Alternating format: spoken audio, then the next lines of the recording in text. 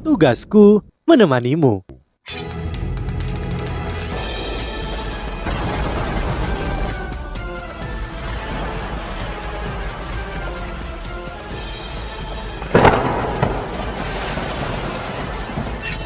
Hai sahabat Pasuk, kembali lagi bersama alur cerita versi novel Solen 2 Sekte Tang yang tak tertandingi.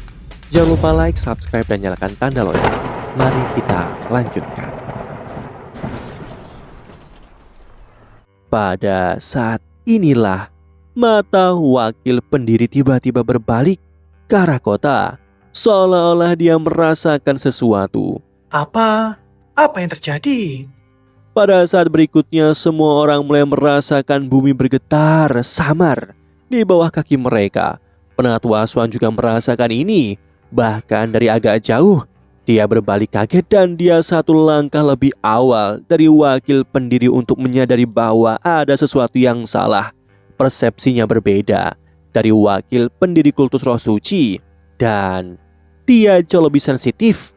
Dia bisa tahu bahwa gempa ini datang dari lokasi Yu Hao telah melepaskan sinyal hijau sebelumnya. Apa yang terjadi? Keraguan yang sama muncul di hati semua orang. Wakil pendiri melonjak ke langit dan berubah menjadi proyeksi cahaya biru keabu-abuan saat dia menyapu udara. Dia bergerak terlalu cepat dan memancarkan cahaya biru keabu-abuan yang telah menyebar melintasi langit bersamanya. Wakil pendiri menatap kota cahaya dari 1000 meter di langit. Mata yang awalnya tenang berubah pada saat ini dan pupilnya menjadi setipis ujung jarum ketika dia menyaksikan sesuatu yang dia tidak akan pernah ia lupakan selama sisa hidupnya. Sesuatu terjadi di salah satu sudut kota cahaya. Tidak ada peringatan sama sekali ketika massa besar bangunan tiba-tiba runtuh dan tenggelam. Sementara batu dan kerikil dilemparkan ke langit, kekuatan ledakan yang tak tertandingi melonjak ke langit. Wakil pendiri itu menonton dari 1000 meter di langit, tetapi dia masih terpengaruh oleh pemandangan mengerikan ini. Dia langsung jatuh dan berbaring rata di tanah. Ledakan-ledakan terus terdengar. Bumi mengerang dan bergemuruh. Segalanya gemetar dan seperti neraka sendiri turun ke atas kota cahaya. Tumbukan ledakan mengerikan yang tak tertandingi menyapu sepertiga dari kota terbesar di benua dalam sekejap mata, dan gelombang kejut yang dahsyat mengguncang seluruh kota. Bertonton kerikil dan debu yang tak terhitung jumlahnya terbang ke segala arah ketika jutaan serpihan dan puing-puing melonjak ke langit. Tanah dan bumi mengepul di udara saat gelombang kejut yang mengerikan terus berdesir melintasi kota. Efek ini adalah sesuatu yang bahkan tidak bisa dilakukan oleh peluru meriam stasioner kelas 9. Keseluruhan kota cahaya bergerak dan bergetar, mengerang karena ledakan itu hancur. Ada lebih dari 10 juta orang dari seluruh benua di sini, di kota cahaya, untuk berpartisipasi dan menonton turnamen. Ada banyak lagi yang berkumpul di pinggir barat, semua menunggu hasil turnamen rekayasa jiwa. Namun, sepertiga dari kota cahaya sudah runtuh. Berapa banyak nyawa yang akan diambil oleh gelombang kejut ini? Langit gelap dan suram di benua Dolo pada hari ini. Dan dunia berubah. Wo Yu Hao adalah pelakunya. Tetapi bahkan dia tidak tahu bahwa tindakannya akan mengarah pada sesuatu yang sangat mengerikan. Tidak ada warna di wajah Wo Yu Hao saat ini. Dia tidak berani membawa He Chaeto dan dirinya ke dalam dunia spektralnya karena ledakan mengerikan yang menyerupai kiamat, yang menghancurkan ruangan di sekitar mereka menjadi berkeping-keping. Sebuah bayangan muncul di belakang Yu Hao dan He Chaeto. Di tengah-tengah badai batu kerikil itu mengambil mereka satu orang di masing-masing tangan. Mereka bertiga menghilang tanpa jejak di tengah beberapa kerlip cahaya. Kalian melakukan ini? Suara berat Penatua Swan terdengar di samping telinga Yu Hao. Yu Hao masih di dalam alat jiwanya yang berbentuk manusia, tapi tanpa sadar dia menganggukkan kepalanya. Sungguh pembantaian. Suara tua Penatua Swan dipenuhi dengan kesedihan dan keheranan. Dia merendahkan suaranya dan berkata, "Jangan pernah membicarakan hal ini kepada siapapun. Apakah kamu mengerti? Ya. Suara Yu Hao bergetar ketika penderitaan yang tak terlukiskan bangkit dari hatinya. Dia tidak mengira sesuatu seperti ini akan terjadi. Bahkan dia akan memicu ledakan yang begitu mengerikan sehingga hampir memusnahkan keseluruhan kota cahaya. Yu Hao secara alami memahami rasa sakit dalam suara penatua Asuhan. Sebuah ledakan seperti ini akan merenggut nyawa yang tak terhitung jumlahnya dan ada banyak lagi yang perlahan-lahan akan jatuh ke dalam kehampaan. Ini benar-benar pembantaian. Jumlah korban pasti akan dihitung dalam puluhan juta jiwa setidaknya. Dan dia prajurit tertinggi adalah pelaku dan pembantainya. Bibir Yu Hao menempel erat satu sama lain ketika penatua Asuhan dengan cepat membawa mereka pergi. Turnamen Master Jiwa Elit benua sama sekali tidak berarti lagi pada saat ini. Tetapi ada satu hal yang telah dicapai Yu Hao. Ledakan hebat ini yang dikenal oleh generasi kemudian sebagai hari kegelapan dan kehancuran benar-benar telah menunda rencana Kekaisaran Ryu untuk menyerang benua Dolo. Yu Hao, seorang tentara tertinggi, telah mencapai tingkat kehancuran yang tak tertandingi dalam sejarah manusia.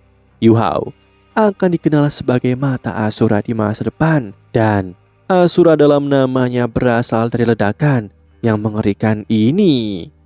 Anggota lain dari Sekte Tang yang telah membantu mencapai prestasi ini juga gemetar. Pada saat ini wajah mereka semua tanpa warna saat berbaring bersujud di tanah dan merasakan dampak topan batu dan pasir. Mereka merasakan erangan bumi dan tidak ada yang tahu apa yang harus dilakukan. Bumi terbelah di tempat lain dan peralatan jiwa raksasa yang aneh muncul dari tanah satu demi satu. Tubuh Doulo Dubushi memimpin Kekaisaran Starlo dan kelompok Kekaisaran Tianhun, dan mereka menatap dengan rahang kendur dan mata melebar pada awan jamur yang menjulang di atas kota cahaya. Mereka merasa sulit untuk percaya apa yang baru saja terjadi. Bahkan tidak ada yang tahu apa sebenarnya yang sedang terjadi sekarang. Apakah Akademi Shrek yang melakukan ini? Su Jiu menatap awan jamur yang naik di langit dengan mata loyo. Dia bisa merasakan tanah masih bergetar kuat di mana mereka berada. Bahkan itu beberapa kilometer jauhnya dari ledakan. Dan matanya yang indah dipenuhi dengan ketakutan yang tak terlukiskan pada saat ini. Mata Wena juga kosong karena takjub ketika dia bergumam, ini apa yang meledak? Yang bisa menghasilkan sesuatu seperti ini? Berapa banyak orang yang akan mati? Dubushi juga tercengang. Aku akan mengakui jika Akademi Shrek benar-benar melakukan ini. Sepertinya yang bisa kita lakukan hanyalah trik ruang tamu sebagai perbandingan. 3 kelompok mereka mewakili musuh terbesar Kekaisaran Ryu di kota cahaya.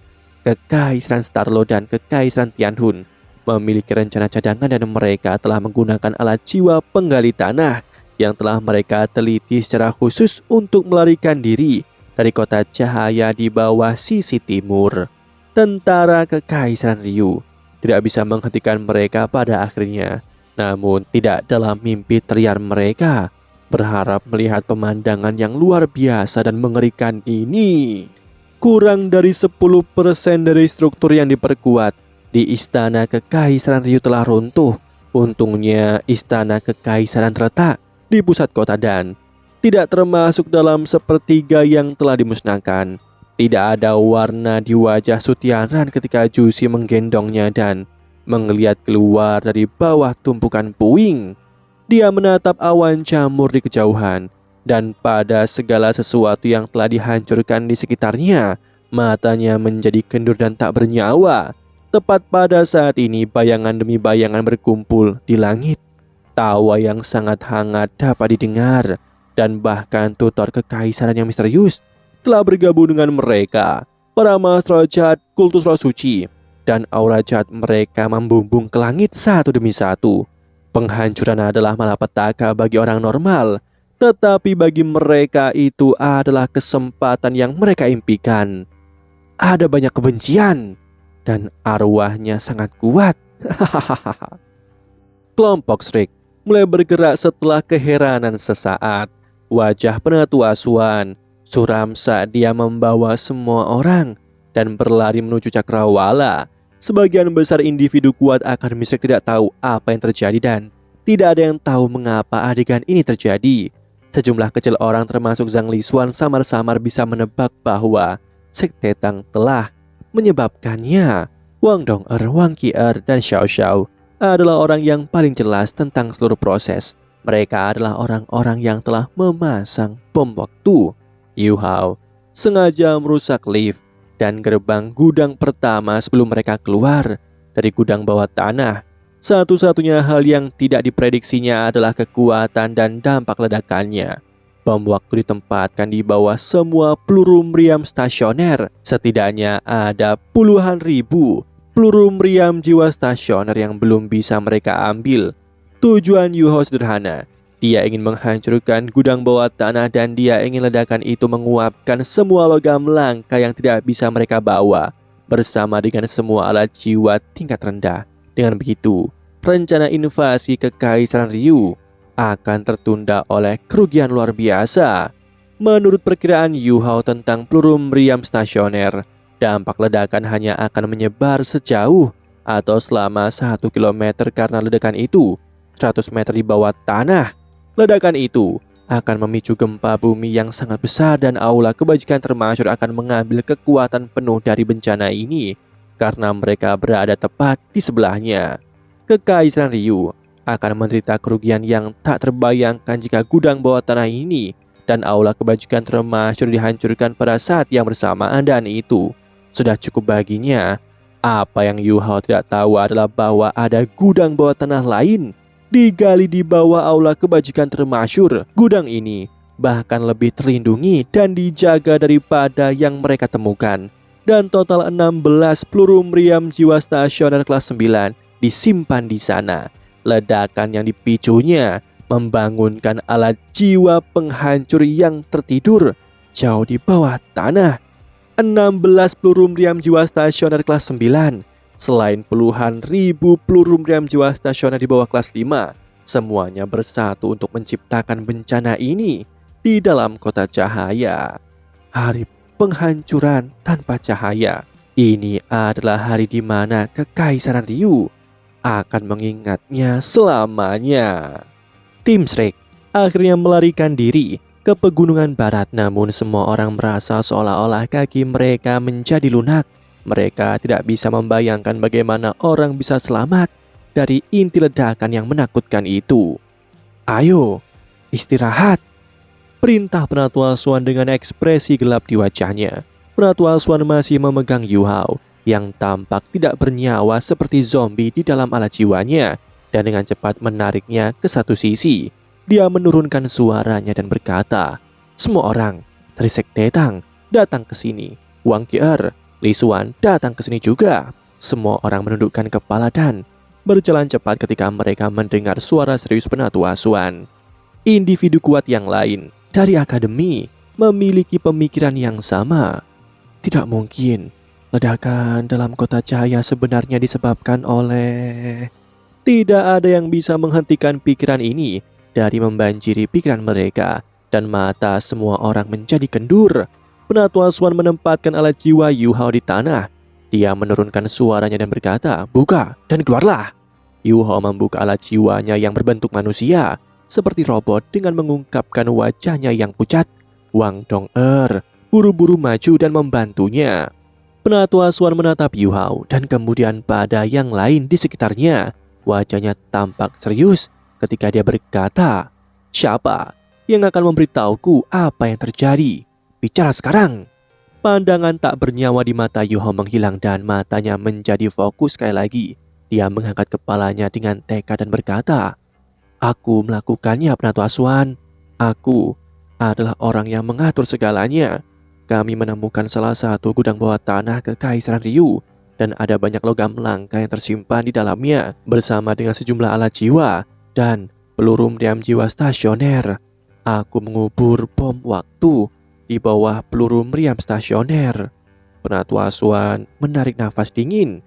Dia sudah menebaknya, tapi dia masih bisa merasakan dampak luar biasa ketika dia mendengarnya dari mulut Wo Yuhao. Dia hanya bisa berkata, Yuhao, apakah kamu tahu berapa banyak nyawa akan hilang? Berapa banyak warga yang tidak bersalah telah meninggal? Kita harus menjadi penjaga benua, bukan Algojo. Kamu, Yuhao menunduk dan mengepalkan tinjunya dengan erat. Ini semua salahku, Penatua Xuan. Aku tidak akan menyingkirkan tanggung jawabku, dan Anda dapat menghukumku dengan cara apapun yang Anda inginkan. Tetapi bisakah kita menyelesaikannya setelah kita meninggalkan pegunungan barat? Deteksi spiritualku harusnya tetap berguna untuk semua orang. Yuhao tidak bisa disalahkan, Penatua Xuan. Wang Dong'er memegang Yuhao dengan erat di pelukannya dan terdengar sangat emosional. Kami tidak tahu ini akan terjadi. Yuhao menemukan gudang bawah tanah itu dengan deteksi spiritualnya, dan dia mengambil resiko merusak jiwanya sendiri dengan memisahkan avatar spiritualnya hari ini, sehingga dia bisa membawa kami ke gudang bawah tanah itu. Meskipun dia sendiri dalam situasi berbahaya, dia melakukan semua itu sehingga kita bisa mengumpulkan cukup logam langka untuk Sekte Tang dan pengembangan Akademi Shrek di masa depan. Pada saat yang sama, dia ingin melihat apakah kita dapat memukul mundur Kekaisaran Ryu sehingga kita dapat mengganggu rencana invasi mereka di masa depan. Yuhao memimpin kami setelah kami memasuki istana bawah tanah dan kami menemukan di mana logam langka disimpan. Ada terlalu banyak di sana, sehingga Kekaisaran Ryu dapat dengan mudah memproduksi alat jiwa untuk perang. Kami masuk lebih dalam, sampai kami mencapai gudang ketiga, tempat peralatan jiwa buatan berada. Kami mengambil peluru meriam jiwa stasioner tingkat tinggi dan meninggalkan yang lainnya. Hanya hal itu yang bisa meledak. Yuhao menghitungnya dengan cermat. Tempat itu 100 meter di bawah permukaan, dan strukturnya diperkuat luar biasa. Dampak ledakan tidak akan sehebat itu, bahkan jika ledakan dipicu di dalam gudang. Yuhao memperkirakan bahwa gempa kecil akan terjadi dan permukaannya akan bergetar sedikit. Tujuan utama kami adalah untuk menghancurkan alat jiwa yang tersimpan di dalam gudang itu, dan akan lebih bagus jika kekuatan ledakan akan dapat menghancurkan beberapa logam langka di luarnya. Pada saat yang sama, suara-suara yang dihasilkan oleh ledakan akan memberinya kesempatan untuk melarikan diri dari pinggiran barat. Jadi kami melanjutkan rencananya. Kita tidak tahu mengapa kekuatan ledakan tiba-tiba menjadi sangatlah besar. Semuanya jauh melebihi harapan kami. Sementara hasilnya juga sangat tidak normal. Yuhao hanya ingin menunda rencana invasi Kekaisaran Ryu. Pikirkan tentang hal ini, Penatua Xuan. Kejadian yang telah menyebabkan banyak pertumpahan darah dan begitu banyak nyawa ini benar-benar kecelakaan. Namun keadaan seperti ini terjadi karena beberapa bahan peledak yang tidak diketahui lainnya yang dipicu. Jika bahan peledak itu bersama dengan alat jiwa dan peluru meriam jiwa stasioner yang kami hancurkan digunakan dalam invasi mereka, maka lebih banyak orang akan mati. Aku khawatir jumlahnya mungkin 10 kali atau bahkan 100 kali lebih banyak daripada nyawa yang hilang hari ini. Karena itu, aku tidak berpikir Yuhao melakukan kesalahan. Jika Anda ingin menghukumnya, maka hukumlah aku juga. Aku mendukung semua yang dia lakukan. Suara Wang Dong'er teguh saat dia menggenggam tangan kanan Yuhao dengan erat. Penderitaan menghasilkan keintiman sejati. Yuhao memikirkan dalam dirinya sendiri. Dong'er berdiri denganku pada saat yang sangat penting. Dia tidak takut dengan ledakan yang menakutkan itu dan dia tidak mencaci atau memarahiku sama sekali. Dia mendukungku. Keheranan, penderitaan, rasa sakit, dan rasa bersalah, ketidakberdayaan, menyalahkan dirinya sendiri, dan semua perasaan negatif Yuhao yang lain menghilang dengan sangat jelas di hadapan dukungan keras kepala Wang Dong'er. Kekuatan psikologis dan mentalnya selalu lebih tinggi daripada orang kebanyakan dan kekasihnya berdiri bersamanya pada saat seperti ini. Mata Yuhao sekarang menyala dengan lebih banyak ketekunan dan ketabahan. Wang Qian berjalan keluar dan menatap Penatua Xuan saat dia berkata, bahkan jika Anda bersikeras menyalahkan seseorang, Yuhao tidak bisa menerima semua kesalahan ini. Dia hanya dalam bentuk spiritualnya saat itu dan dia tidak bisa melakukan apa-apa sama sekali. Dong'er, Xiao dan aku adalah orang-orang yang memasang bom. Jadi kita adalah pelakunya. Dan jika ya, maka jadilah itu. Segalanya telah berubah seperti ini jadi tidak ada gunanya membicarakannya lagi. Kata-kata Wang Qier menunjukkan keteguhannya yang teguh, berbeda dengan argumen Wang Dong'er yang masuk akal. Kepribadiannya tidak berubah sedikit pun meskipun dia berbicara kepada Penatua Asuhan. Xiao Xiao mengaku dan berkata, "Ya, Qier benar. Kami bertiga adalah pelaku. Ini tidak ada hubungannya dengan Wu Yuhao. Dia hanya membantu kami menghitung dan hanya kami bertiga yang bisa melakukan operasi langsung. Kami adalah orang-orang yang membuat keputusan akhir." Yuhao memaksa tawa dan berkata, "Kalian tidak perlu membantuku memikul tanggung jawab ini. Kesalahan adalah kesalahan. Dan sekarang aku berpikir tentang hal ini. Memicu ledakan di gudang itu mungkin memicu ledakan di gudang lain. Bahan peledak itu kemungkinan adalah alat jiwa tingkat tinggi yang disimpan dalam aula kebajikan termasyur. Aku seharusnya memikirkan itu. Ledakan yang kita buat begitu dekat dengan aula kebajikan termasyur. Menghancurkan aula kebajikan termasyur adalah bagian dari rencana kami. Tapi aku terlalu bersemangat untuk mencapai itu dan menjadi bersemangat untuk sukses menyebabkan bencana ini. Banyak warga yang tidak bersalah mungkin mati, terutama karena turnamen Master Jiwa Elit Benua masih berlangsung di sini. Pasti ada banyak pelancong di kota cahaya."